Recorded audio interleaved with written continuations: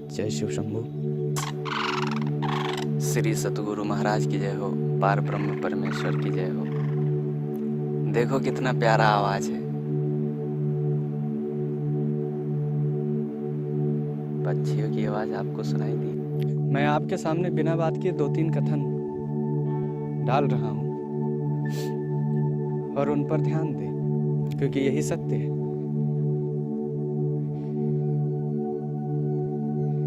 कथन ये है कि ईश्वर को, परमात्मा को जिसने देखा उसकी मृत्यु हो गई।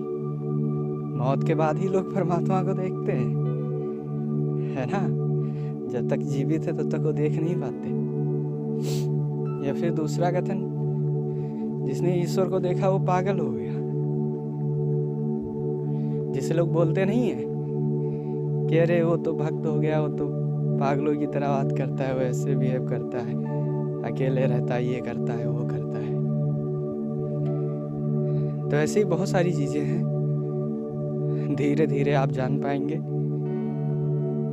जब तक आप अपना अस्तित्व नहीं खो देंगे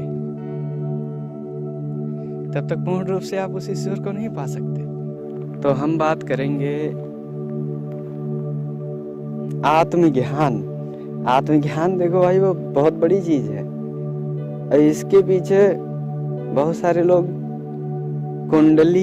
कुंडलिनी, शक्ति और चक्र, 7 चक्र बताए जा रहे हैं। कोई बता रहा है कि ये मिट्टी से जुड़ा हुआ है, आकाश से जुड़ा हुआ है, वायु से जुड़ा हुआ है, जल से जुड़ा हुआ है, अग्नि से जुड़ा हुआ है। अरे भैया जुड़ा हुआ है, पर इसमें एक बात सबसे बड़ी पृथक मालूम पड़ रही है कि आप भिन्न दिख रहे हैं।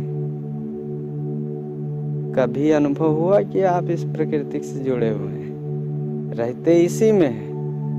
पंचभूती शरीर भी आपका है, ये प्रकृति भी पंचभूती है। हवा ने चारों ओर से घेर के रखा है और अनुभव नहीं होता है कि हम एक है, जुड़ेगा है। तो जब तक ये नहीं होगा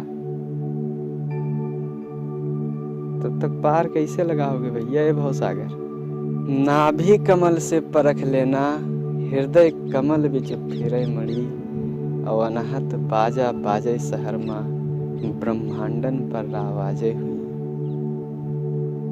तो ये सब जब परख, ये सब जब जानकारी आपको मिलेंगी, आप जब परखेंगे, आपको कोई सच्चा श्री सतगुरु महाराज जी मिलेंगे, वो परम दयालु, तब जाकर आप अलख जगा पाएंगे।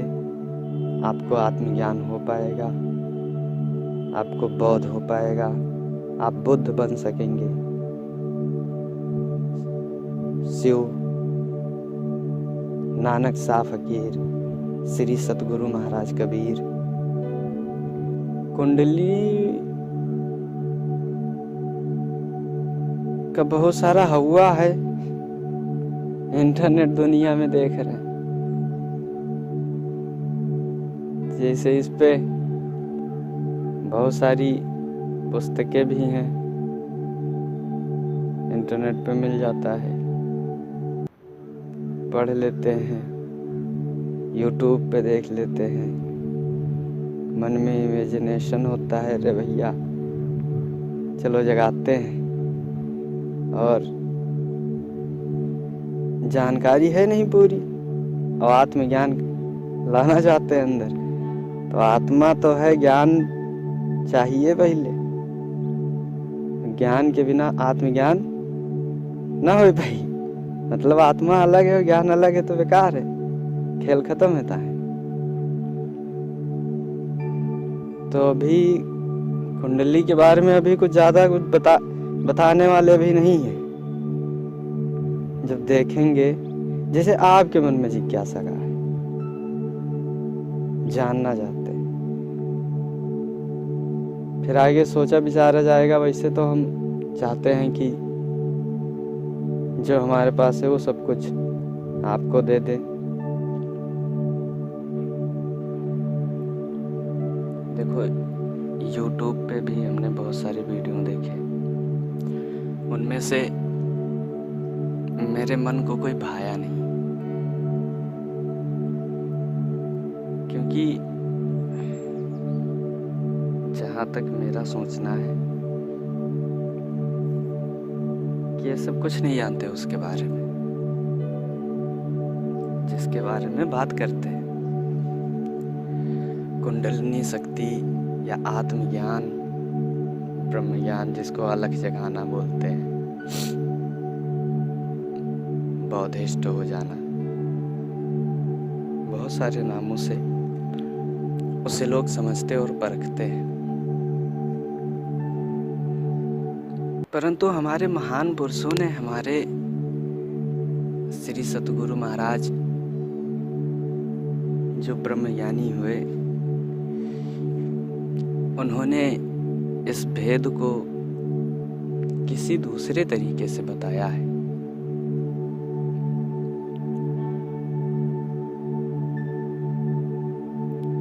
कबीरदास ने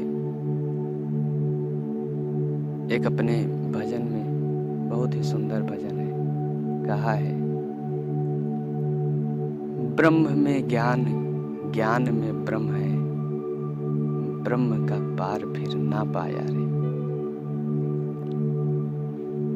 तो ब्रह्म ज्ञान, ब्रह्म को अलग कर दिया जाए, ज्ञान को अलग कर दिया जाए तो ज्ञान जानकारी हो गया, ब्रह्म परमात्मा हो गया। ऐसे ही आत्मज्ञान, आत्मा को अलग कर दिया जाए और ज्ञान को अलग कर दिया जाए तो जो जानना है, जानने की विधि है, वो ज्ञान है, और आत्मा तो परमात्मा है ही।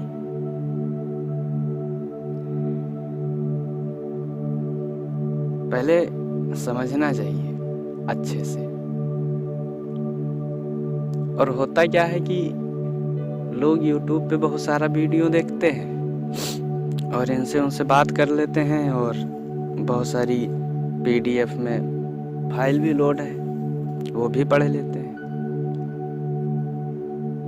इस भेद को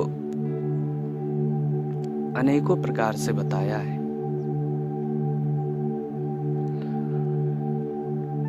इस भेद को जानने के लिए तो इसके लिए एक सच्चे सतगुरु की जरूरत होगी।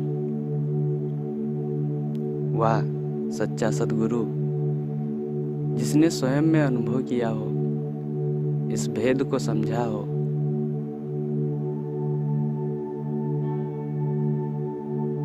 बहुत सारे विधि विधान बताए गए हैं,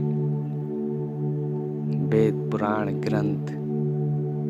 कबीरदास ने बहुत सारी भजन की गंगा बहा दी। हमारे श्री सतगुरु महाराज नानक शाह फकीर, तो इनके सबके द्वारा जो कही गई बातें हैं, पहले उनको समझो, और उसके लिए एक सच्चा सतगुरु ही जरूरी है, क्योंकि उस भेद को वही बता पाएगा। उनका जो लिखना है, जो कहना है, उसको समझना पड़ेगा, और उसके लिए एक सच्चा सतगुरु ही जरूरी है, क्योंकि उस भेद को वही बता पाएगा। उनका जो लिखना है, जो कहना है,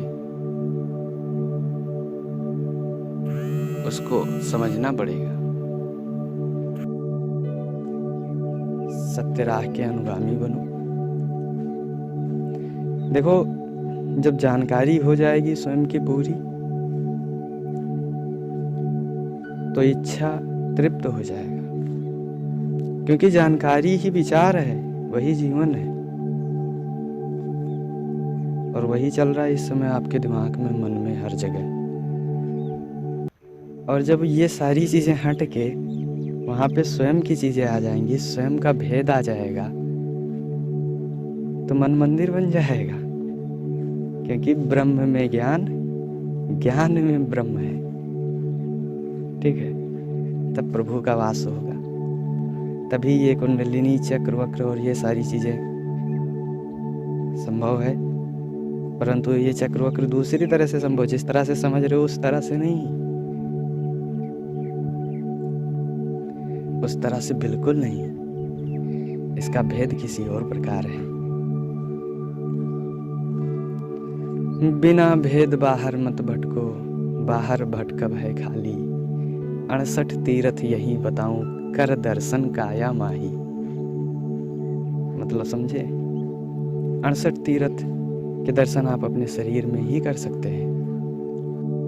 तो पहले परख की जरूरत है, समझना है, जानकारी की जरूरत है। जब पूर्ण जानकारी आपको मिल जाएगी,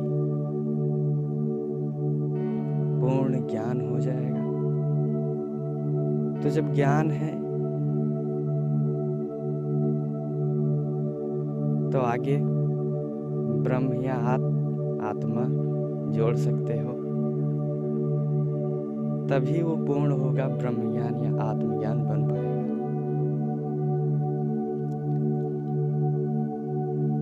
और सभी लोग चक्र वक्र के चक्कर में पड़े हो, जिसको कुंडली कहते हैं। बहुत सारा चक्र है, 7 चक्र है। 7 चक्र का मतलब समझो, ऐसे ही चले जाओगे दिक्कत हो जाएगा। तो मैं चाहता हूँ कि कहीं बाहर भटको मत, परेशान मत हो। मैं वैसे आना नहीं चाहता था इस इंटरनेट दुनिया में, क्योंकि ये बहुत बड़ा बवाल है। पर फिर भी हमने देखा कि बहुत सारे लोग इसके तलाश में पड़े हुए हैं और भटक रहे हैं, परेशानियां झेल रहे हैं। कोई बीच से छोड़ दे रहा है तो कोई कुछ बता रहा है,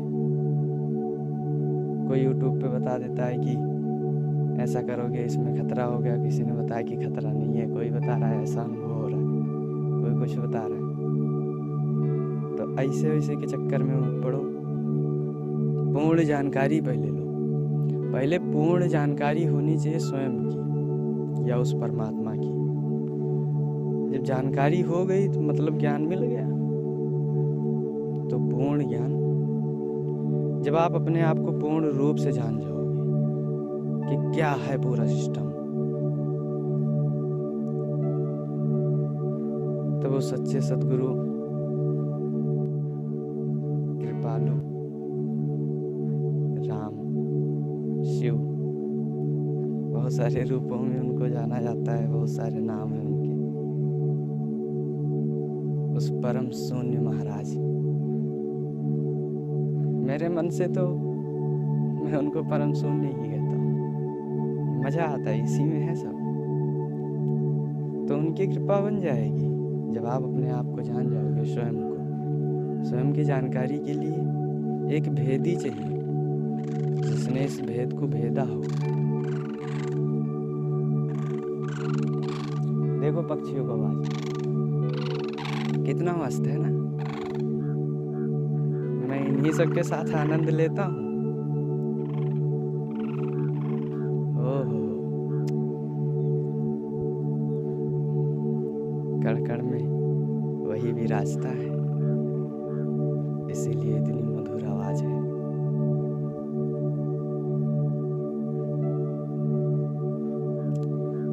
फिर आगे हम बात करेंगे, आपकी जिज्ञासा क्या है, बताते रहना। कहाँ पहुंच गए हो, कहाँ भटके पड़े हो, किस राह में चल रहे हो। ठीक है, अभी तो आ गए हैं हम, फिर बाद में मिलते हैं। और कुछ समय तक रहूंगा इंटरनेट दुनिया में, बहुत ज़्यादा दिनों के लिए नहीं, बस थोड़े ही समय के लिए। सोच रहे हैं कि जो हमने अनुभव किया है, कुछ भी पाया है, वो इस संसार सागर में बांटे। तो आगे बातचीत होती रहेगी। अपना राय कमेंट बॉक्स में जरूर दें। जय भोलेनाथ, जय शिव शंभू।